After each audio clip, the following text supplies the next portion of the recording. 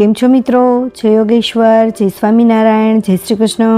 હું છું શિલ્પા અને શિલ્પાસ કિચન રેસિપીસમાં તમારું સ્વાગત કરું છું. આજે આપણે ડ્રાયફ્રૂટ ચીકી બનાવીએ છીએ, પરંતુ કોઈ પણ ચીકી બનાવતા હોય ને એમાં ઘણા બધા લોકોને એક જ પ્રોબ્લેમ આવતો હોય છે. કાં તો ચીકી દાંતમાં ચોટે તેવી બને છે, કાં તો ચીકી એકદમ ક્રન્ચી નથી બનતી, અને કાં પછી ચીકી ડબ્બામાં ભરીને મૂકીએ ને ત્યારે એક જ દિવસમાં ચોટી જાય છે અને પછી ખાવામાં મજા નથી આવતી. જો તમારે પણ આવા પ્રોબ્લેમ આવતા હોય ને તો આ વિડીયો તમારા માટે જ છે. વિડીયોની બધી જ નાની નાની ટિપ્સ સ્કીપ કર્યા વિના જોજો, જેથી બજારમાં મળતી ચીકી જેવી જ પરફેક્ટ ચીકી તમે ઘરે બનાવી શકો. તમે અહીંયા સાંભળી શકો છો કે મારી ચીકી છે એકદમ ક્રન્ચી બની છે, એનો અવાજ પણ તમે સાંભળી શકો છો. તો મિત્રો, આવી ચીકી બનાવવાનું આપણે શરૂ કરીએ ને એ પહેલાં મારે તમને એક વાત કહેવાની છે કે જો તમે મારી ચેનલને હજી સુધી સબસ્ક્રાઈબ નથી કર્યું ને તો સબસ્ક્રાઈબ કરી લેજો, કેમ કે હું આવા જ નવા વિડીયો લાવતી રહું છું. અને બાજુમાં જે બેલ આવે ને એને પણ ઓન કરી દેજો, જેથી નવા વિડીયોની નોટિફિકેશન આવે અને નવો વિડીયો તમે તરત જોઈ શકો. અને હા, વિડીયો કેવો લાગ્યો ને એ મને કમેન્ટમાં જણાવજો. જો વિડીયો તમને થોડો પણ ઉપયોગી બને ને તો બીજા સાથે શેર જરૂર કરજો, જેથી બીજાને પણ ઉપયોગી બની શકે. તો ચાલો આપણે બનાવવાનું શરૂ કરીએ.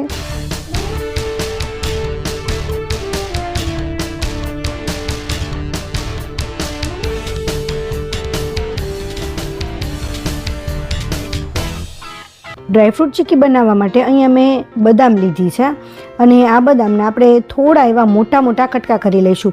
એટલે કે એક બદામમાંથી 4 થી 5 કટકા થાય ને તો અમુક નાની બદામ હોય તો 3 કટકા થાય, તો એવડા આપણે કટકા કરી લેવાના છે. અહીંયા તમે જુઓ, આ રીતે ચપ્પુની મદદથી કટ કરીએ ને એટલે જરાય ઉડશે નહીં અને 4 થી 5 કટકા આરામથી સરસ થઈ જશે. તો આવા આપણે કટકા કરી લઈશું. હવે અહીંયા આપણી બદામના મસ્ત એવા કટકા થઈ ગયા છે, તમે જોઈ શકો છો. એક સરખા બધા સરસ કટ કરી લીધી છે. હવે ત્યાર પછી આપણે કાજુ લેવાના છે. તો અહીંયા મેં જે કાજુ લીધા છે એને આપણે હાફ એમનેમ જ કટ કરવાના છે, એટલે કે અડધા પાર્ટમાં કટ કરીશું. તો કોઈ પણ ચપ્પુની મદદથી જે એનો પાછળનો પાર્ટ હોય ને એમાં સહેજ આપણે ચપ્પુ ભરાવીએ ને ત્યાં જ એ આખા ફાડા થઈ જતા હોય છે. તો આ રીતે 2 પાર્ટ જ કરવાના છે, અડધા આવી રીતે. તો બધા કાજુના આપણે આ રીતે કટ કરી લઈશું. જો કોઈ કાજુ વાંકા ચૂકો હોય અને એ કટ ન થાય ને એના નાના કટકા થઈ જાય તો કોઈ પ્રોબ્લેમ નથી, પણ બને ત્યાં સુધી આ રીતે આપણે અડધા કટ થાય એ રીતે આપણે કટ કરી લઈશું. તો બધા સરસ કટ થઈ ગયા છે. હવે મેં પિસ્તા લીધા છે, અને આ પિસ્તાને પણ આ રીતે કાજુને જે રીતે કટ કર્યા ને એ જ રીતે કટ કરીશું. એમાં પણ એવી લાઇનિંગ હોય જ છે કે જેને તમે ઇઝીલી આ રીતે પાર્ટ કરી શકો છો. અને આ રીતે પાર્ટ ન થાય તો ચપ્પુની મદદથી તમે સુધારીએ ને આપણે એ રીતે સુધારીને પણ કરી શકો છો. તો બધા જ પિસ્તાને આપણે એ રીતે કરી લઈશું. હવે આ રીતે મસ્ત એવા પિસ્તા પણ કટ થઈ ગયા છે, અને ત્યાર પછી અમે ટોપરાનું ખમણ કરવાનું છે. તો ટોપરાનું ખમણ કરવા માટે અહીંયા મેં આખું જ ટોપરું લીધું છે, કારણ કે આખા ટોપરાનો જે ટેસ્ટ હોય છે એમાં ઓઇલ હોય છે, તો એનો ટેસ્ટ સરસ આવતો હોય છે, અને જે એમને તૈયાર લઈએ છે ને એનો પણ ટેસ્ટ અલગ હોય છે. તો આવી રીતે હાફ પાર્ટ કરી અને એની જે કિનારી ઉપર થોડું ખરાબ છે ને એ કાઢી લેવાનું, અને જેવડી આપણે સ્લાઇસ કરવાની હોય ને એ થોડા મોટા આપણે અત્યારે પહેલાં તો કટકા કરી લઈશું.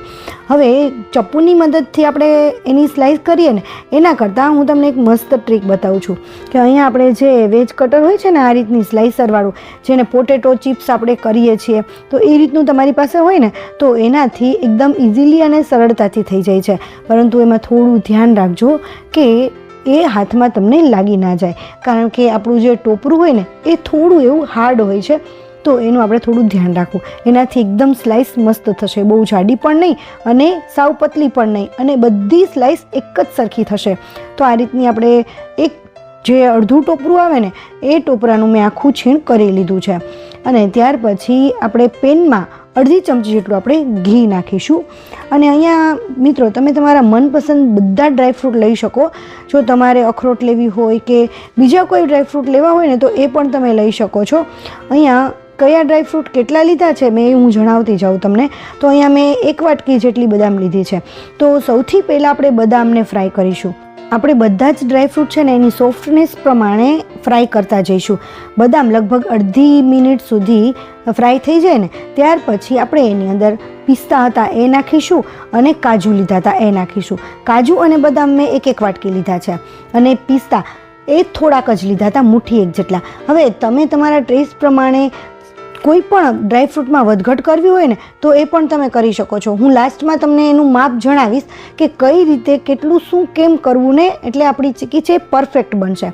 તો હવે કાજુ જે છે એ થોડા ઘણા ફ્રાય થઈ જાય ને અડધી મિનિટ ફરીથી, એટલે એની અંદર આપણે થોડા એવા સનફ્લાવર સીડ્સ નાખીશું, થોડા એવા મગજતરીના બી નાખીશું અને ત્યાર પછી થોડા એવા પમ્પકિન સીડ્સ નાખીશું.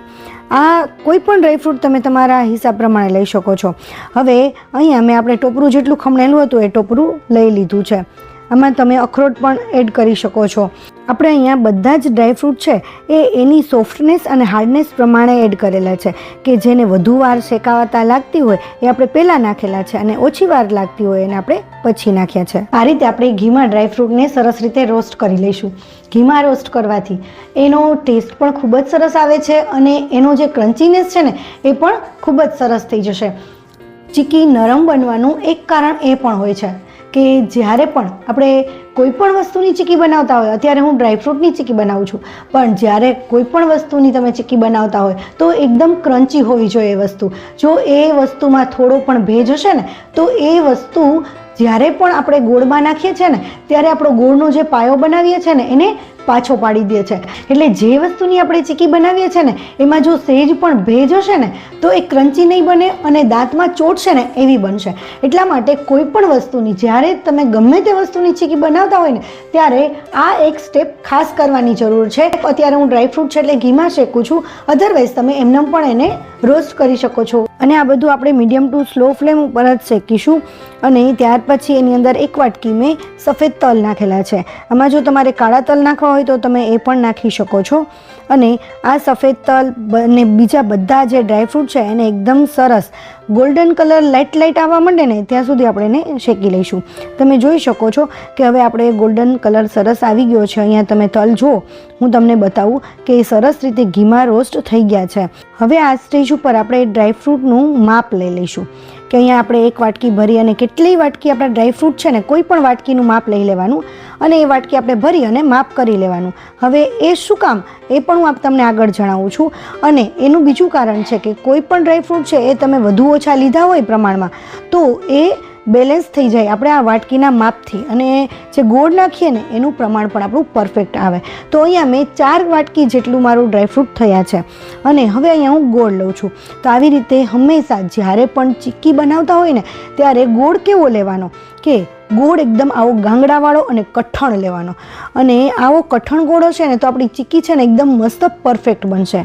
હવે મિત્રો, ગોળને ચપ્પુથી સમારવાની બદલે આ રીતે સ્લાઇસરની મદદથી જો તમે એની સ્લાઇસ કરી અને એકદમ સરસ છીણી લેશો ને તો મસ્ત એવો છીણાઈ જશે અને એકદમ ફટાફટ છીણાઈ જાય છે. આમાં જરાય વાર પણ નથી લાગતી અને કંટાળો પણ નહીં આવે, કારણ કે આમાં બહુ મહેનત પણ નહીં પડે, ઇઝીલી થઈ જશે અને આપણો ગોળ છે એક જ સરખો એકદમ મસ્ત એવો તૈયાર થઈ જશે. તો અહીંયા આપણો ગોળ લઈ લીધો છે અને હવે ત્યાર પછી અહીંયા બધી જ તૈયારી છે ને આપણે પહેલાં કરી લેવાની. તો તમારે જે પ્લેટમાં આપણે ચીક્કીને પાથરવી હોય ને એમાં એકદમ સરસ રીતે ઘીથી ગ્રીસ કરી લેવાનું. મિત્રો, મને ઘણા લોકોની કમેન્ટ હોય છે કે ચીક્કી બનાવ્યા પછી એને પાથરવા માટે આપણે બટર પેપરનો યુઝ કરી શકાય? હા, બટર પેપરનો યુઝ તમે ચોક્કસ કરી શકો છો, પરંતુ બટર પેપર ઉપર પણ ઘી લગાવવું જરૂરી છે. ઘણા લોકો નથી યુઝ કરતા, પરંતુ એ બટર પેપરને કાઢીને બતાવતા નહીં હોય, કારણ કે બટર પેપર ઘી લગાવ્યા વિના એમને એમ ચોટી જ જતું હોય છે. અને એકદમ જે જાડું એવું બટર પેપર આવે છે ને એનો જ યુઝ કરવાનો, જે પતલું આવે છે એનો યુઝ નહીં કરવાનો, નહીંતર એ ચોટી જશે અને તમારી ચીક્કી ખરાબ થઈ જશે. હવે અહીંયા આપણે ગોળનું પરફેક્ટ માપ લઈ લઈએ. તો આપણે 4 વાટકી જેટલા ડ્રાયફ્રૂટ થયા હતા ને એટલે આ છીણેલો ગોળ છે અને એ 2 વાટકી લેવાની છે. તો છીણેલો ગોળ છે આવો સરસ છીણેલો છે એટલા માટે. તો એ બહુ દબાવીને પણ નહીં ભરવાનો અને સાવ ખોલો પણ નહીં ભરવાનો. એટલે આ રીતે માપ કરશો ને એટલે પરફેક્ટ માપથી આપણો ગોળ અને આપણા ડ્રાયફ્રૂટ જે છે કે કોઈ પણ તમે વસ્તુ બનાવતા હોય કોઈ પણની ચીક્કી એ આપણું પરફેક્ટ માપ થશે. તો હવે ગોળ ગરમ થઈ ગયો છે અને હા, સાથે સાથે આપણે બીજું પણ એક કરી લઈએ કે અહીંયા છે ને પાણી થોડું લઈ લઈએ અને એમાં 2 બરફના ટુકડા નાખી દઈએ વાટકીમાં. અને આ પાણી છે એકદમ સરસ ઠંડુ કરી લેવાનું છે બરફ ઓગાળીને. તો અત્યારે એને સાઈડમાં રાખી દઈએ અને આપણે ગોળને સરસ રીતે ગરમ કરી લઈએ. પણ ધ્યાન રાખવાનું કે ગેસની ફ્લેમ આપણે ફૂલ નથી રાખવાની ગોળ ગરમ કરતી વખતે, કારણ કે ગોળ ગરમ કરતી વખતે જો ફૂલ ગેસ હશે ને તો ગોળનો કલર બહુ જ ડાર્ક થઈ જતો હોય છે અને એનો ટેસ્ટ પણ ખરાબ આવતો હોય છે. અત્યારે જો ગોળ ઓગળેલો છે ને તો આ રીતે ગોળની ધાર પડે છે, તો આ રીતે ગોળની ધાર પડે ને ત્યાં સુધી આપણે હલાવ્યા જ રાખવાનું છે. હવે આ રીતે જ્યારે એકદમ સરસ બબલ્સ થવા લાગે, આપણો ગોળ છે એકદમ હળવો હળવો થઈ જશે ત્યારે છે ને, અને તમે જુઓ મેં અહીંયા સ્પેચ્યુલામાં લઉં છું ને તો ગોળની ધાર નથી પડતી અને ગોળ એકદમ થીક થઈ ગયો હશે ને એવું જ દેખાશે.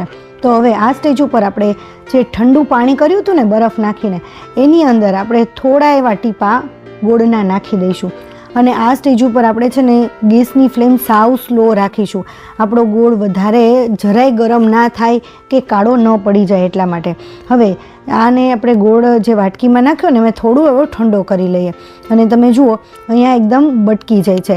ગોળ છે એકદમ ક્રન્ચી બની ગયો છે. એ પાતળું હતું પણ આ જાડું પણ એક વખત ચેક કરી લઈએ. એ પણ એકદમ સરસ કટ થઈ જાય છે. ગોળનો પાયો લેતી વખતે આપણે એક વાતનું ખાસ ધ્યાન રાખીશું કે આપણો જે ગોળ છે એનો પાયો એકદમ પરફેક્ટ આવ્યો છે કે નહીં.